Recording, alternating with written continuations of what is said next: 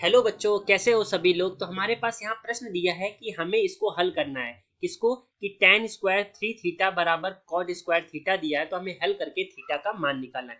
कभी भी आपको ऐसे प्रश्न दिया हो तो ऐसे प्रश्नों को हल करने का तरीका ये होता है कि सबसे पहले आप इसके लिए एक महत्वपूर्ण अवधारणा बना लो। अवधारणा का मतलब वो महत्वपूर्ण बिंदु जो इस प्रश्नों को हल करने में हमारी मदद करने वाले हैं। तो इस यहाँ पे सबसे बढ़िया तरीका है, आपको ये पता होना चाहिए कि जो अगर tan स्क्वायर थीटा बराबर कभी भी आपको tan स्क्वायर अल्फा मिल जाए तो उस समय जो थीटा का मान होता है वो होता है n pi plus minus alpha होता है। इतनी सी बात आप अपने दिमाग में रखिए और ये प्रश्न आपका बहुत आसानी से हल हो जाएगा। तो चलिए हल करते हैं। यहाँ पे दिया हुआ है tan स्क्वायर 3 थीटा। अब इस कॉट को tan में कैसे बदला जा सकता है? क्या हम इसको tan square pi by 2 minus theta लिख सकते हैं? बिल्कुल लिख सकते हैं। तो अब ये देखो, ये tan स्क्वायर थीटा और ये हो गया tan स्क्वायर अल्फा।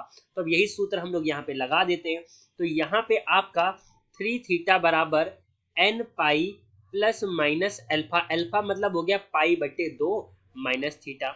अब आप यहाँ पे अगर देखो तो हमें अगर थीटा को एक तरफ लाएंगे तभी तो आंसर निकलेगा, हल इसका आएगा। तो यहाँ पे हो सकता है एक बार प्लस साइन ले लेते हैं और एक बार माइनस। तो प्लस चिन्ह लेने पर, जब हम प्लस चिन्ह लेने की बात करते हैं तो यहाँ पे 3 थीटा बराबर n पाई प्लस पाई बटे 2 माइनस थीटा। ये माइनस का थीटा इधर आएगा तो प्लस का हो जाएगा, यानी 3 थीटा में एक जुड़ जाएगा 4 थीटा और n पाई प्लस पाई बटे 2 हो गया। अब 4 को अगर मैं इसके नीचे भेज दूं तो थीटा का जो मान है वो आ जाएगा 1/4 n पाई प्लस पाई बटे 2 आ गया। ठीक है, ये हमारा एक थीटा का मान आ गया। कब? जब हमने प्लस चिन्ह लिया। अब माइनस चिन्ह लेने पे आते हैं। यहाँ पे कौन सा चिन्ह?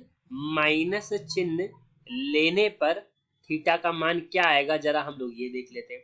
अगर माइनस चिन्ह हम लोग लेते हैं तो यहाँ पे हमें लगाना पड़ेगा 3 theta n pi.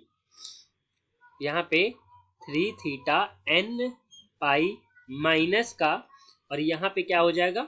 Pi by 2 minus theta. Pi by 2 minus का थीटा।